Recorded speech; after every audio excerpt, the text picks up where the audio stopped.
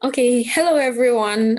Welcome to today's webinar on schizophrenia. My name is Grace and I'll be taking you through this topic. I'm from 5th course, group 15. So I'm going to just expand this slides and then we can begin, okay?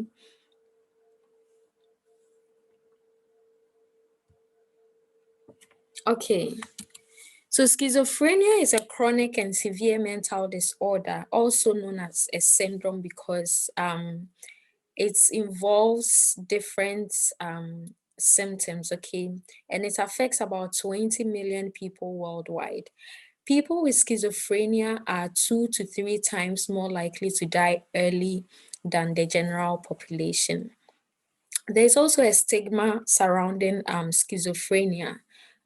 People with schizophrenia sometimes are discriminated and their human rights are sort of violated sometimes. Schizophrenia treatments with medicine helps, and there's effective psychosocial support also helps these patients. Now, moving on to definition, schizophrenia as a word, when divided, we get schiz and then phrenia. Schiz meaning split and then phrenia meaning the mind, which gives us the simple sentence splitting of the mind. In some old or in some other literatures, you might come across splitting of personality, which has so far has changed. Okay, so let's note that is rather splitting of the mind and not personality. Schizophrenia is characterized by distortions in thinking, perception, emotions, language, sense of self, and behavior. Common experiences include hallucinations, which is hearing voices and seeing things, which I'm going to explain more, or we will talk about more as we go on.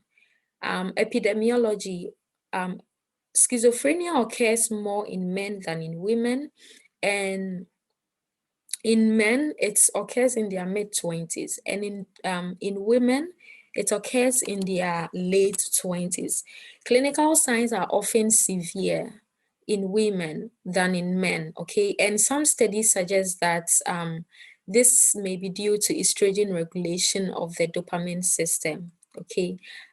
There doesn't seem to be any differences among race like other diseases.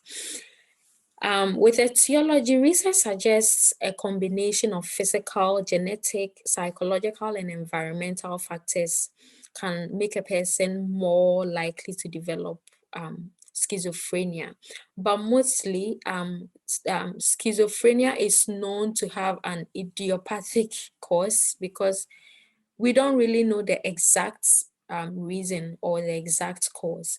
Other causes could be genetics. It could be due to genetics because we've seen people in a family, or we've seen patients have family history of other relatives having schizophrenia, okay? Environmental changes, structural changes in the brain, some chemical changes in the brain, and then childhood trauma. With genetics, with genetic as an etiology, follow me here. Schizophrenia belongs to a group of pathologies known as complex genetic disorders. It is commonly thought that many genes are involved in each disorder, with each gene conferring only a small effect on the phenotype.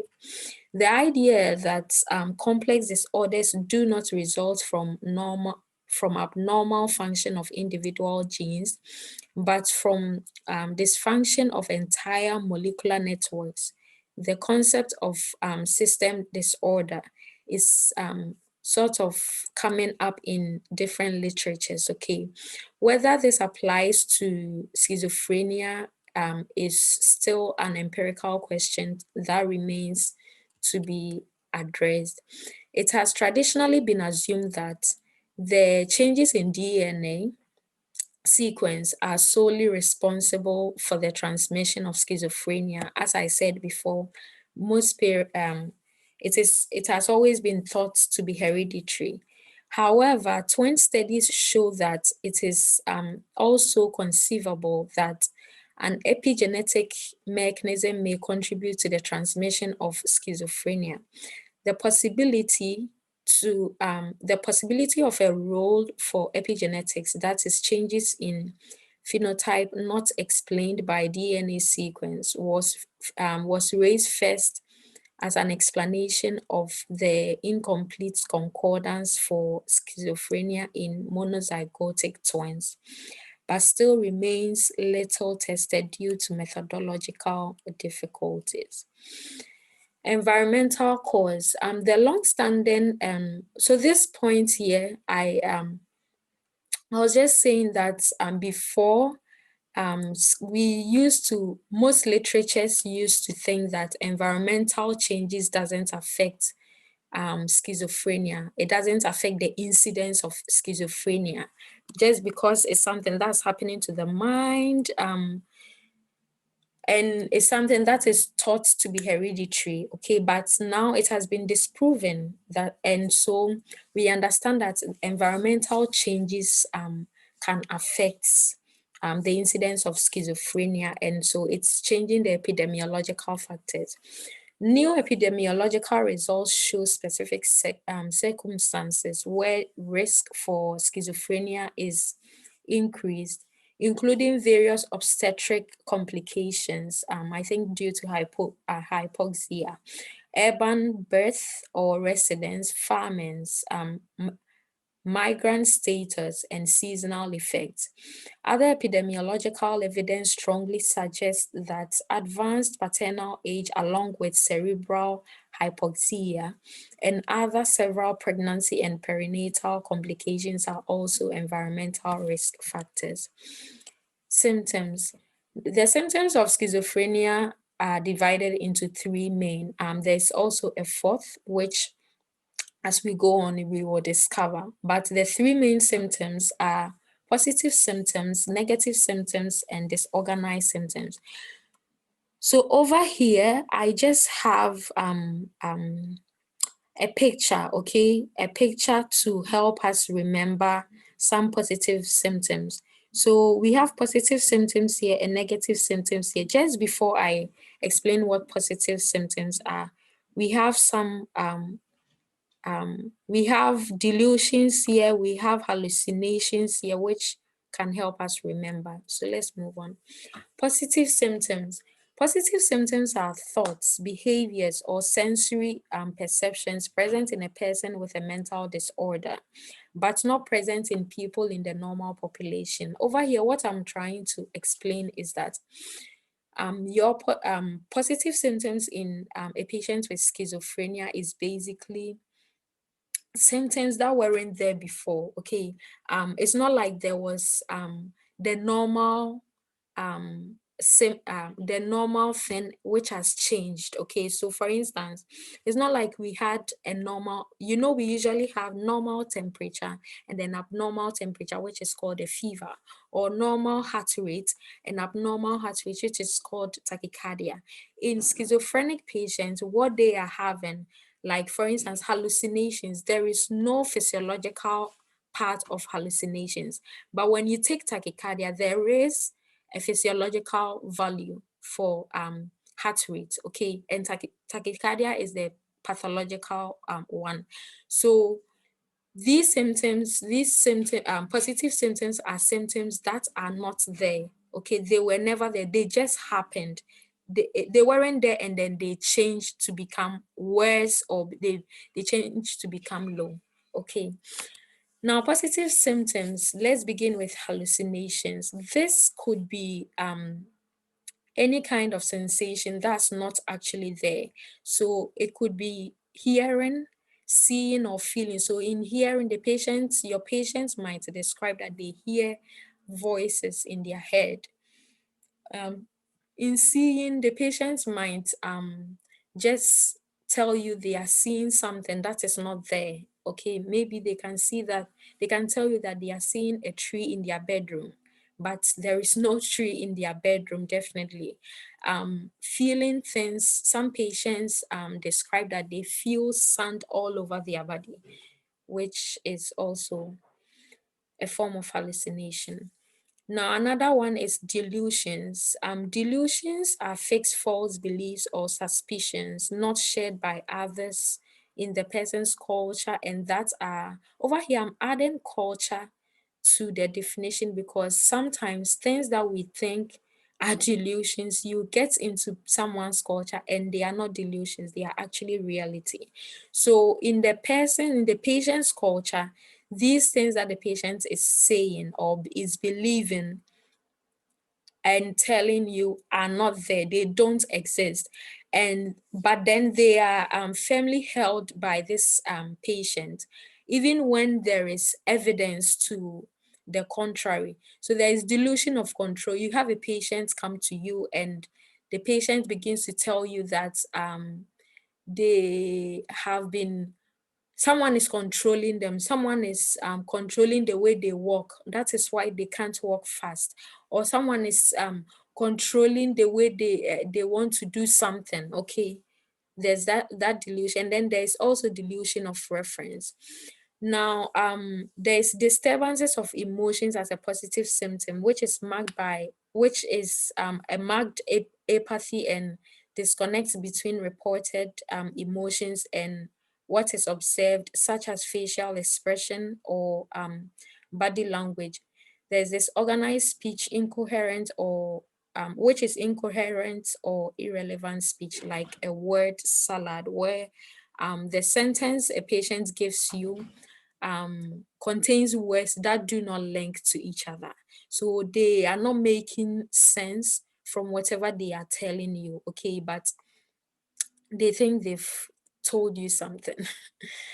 Okay, so disorganized behavior. Disorganized behavior as a positive symptom is such as wandering aimlessly, mumbling or laughing to self, strange appearance, self-neglect, or appearing unkempt. So self-neglect, most schizophrenic patients don't take good care of themselves. Like the normal, usual daily care, like bathing, keeping their rooms neat, doing all those things, they hardly do it or they never do it because they don't really care. Okay.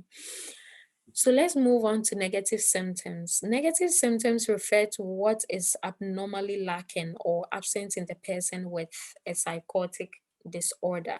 So examples include the flat effect, the alogia, which is lack of content in their speech, or poverty. So for instance, you have a patient come to your office and you ask the patient that how many kids do you have? A normal, any other person will answer no, if let's change the question. Let's say you ask the patient, do you have kids? And then the patient, any other person will say, yes, I have 4 kids. Okay. But a schizophrenic patient will rather say yes and not specify the number they have. Or they just have scanty words. They never want to speak more. Evolution is decrease in motivation to complete some goals. So you have a student whose symptoms get severe and they wouldn't even come to class at all. They wouldn't join classes even if they are online. Decreased speech, impaired emotional expression, reduced desire to have social contact or to engage in daily activities. There's also decreased experience of pleasure. So these are just some negative symptoms to help us remember them. So over here, look at the patient's face. There's affective deficits where the patient has this facial expression. There's also lack of interest in socializing. There's also evolution, which is lack of motivation. There's lack of speech over here. So this is just to help us remember some of the symptoms. Disorganized symptoms. This includes a confused and disordered thinking and speech, trouble with logical thinking, and sometimes bizarre behavior or abnormal movement. So there's abnormal movement, and then there's this, you have a patient who can't seem to think logically, like things that involves logic, they are not able to do. What other thing? Let's say the patient can link things, okay, can link two different ideas to make sense out of it. This is the other symptom I talked to you about, which is the fourth symptom. It's called the cognitive symptom, which is cognition is another area of functioning that is affected in schizophrenia, leading to problems with attention, concentration, and memory, and to declining educational performance. So, if this patient is a student, what you see is that the patient will just begin to decline in their studies, or they will begin to not do so well in their studies. Phases. So there are three phases of schizophrenia. And over here, I put this cycle thing there to help us understand that even though there are three separate phases, they are all linked together. So you move from prodromal, active, residual, and then the patient will sort of come back again to the prodromal stage. So it's like a cycle that keeps going and going and going until the patient is treated or the patient is given some attention or care. So let's begin to talk about prodromal phase. Prodromal phase is when the patient might become withdrawn and spend most of their time alone. At this phase, you might think that your patient or whoever you are with, or this person is, because usually when it begins, they might not go to the hospital because of that. So I wouldn't call them patients yet until let's say you are with someone, this person begins to withdraw and all that, right? So you might think that this person is depressed or having some normal basic mental issues, but no, they are just at the prodromal stage of their schizophrenic disease. In it, yeah. So let's move on to phase number 2, which is the active phase. In active phase, what we mostly see is all the positive symptoms we talked about. So from hallucination to disorganized speech to delusions, disorganized emotions, all that begins to run in active phase. Okay. In residual phase, the main thing you are seeing is that the patient is not being able to understand things or process different things at a time. So the patient might not be able to do so many things at a time. Think about writing. Maybe you are telling them something. You are dictating something for them to write.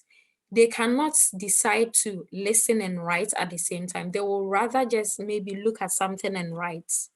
They wouldn't want to, they are not able to do different things at a time. And at this stage, they may become withdrawn, exhibiting behaviors of the prodromal phase. So as I said before, even in residual phase, you're having some sort of prodromal phase in there. So it begins from prodromal to active to residual, then go back to prodromal again. So I think the scariest part of this is that the patients might think that they are becoming better because like maybe the hallucinations, they are there though, but then once you are going back to prodroma, it's like you are decreasing a little bit. Signs and symptoms might sort of be decreasing a little bit. Now let's move to diagnosis. Patients must okay. Now there are 4 points that we need to consider before any as physicians, we can we can give the diagnosis of schizophrenia to any patient. The very first thing that we need to consider is that the patient must be diagnosed with 2 of these symptoms, which is delusion, hallucination, disorganized speech, disorganized or catatonic behavior, negative symptoms. And then at least one of them must be delusion, hallucination, or disorganized speech.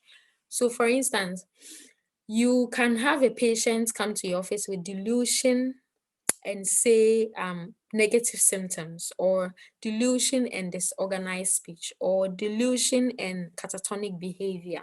But you can't have you can't give that diagnosis where the patient has disorganized behavior and negative symptoms. No, it can't be. Okay.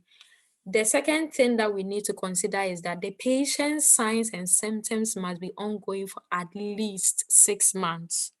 At least 6 months. Which other disease, if we are to remind ourselves, needs 6 months to be diagnosed as chronic, is liver diseases. So let's keep that in mind and keep this in mind to help us remember. Now, number 3, there must be at least 1 month period of active phase symptoms.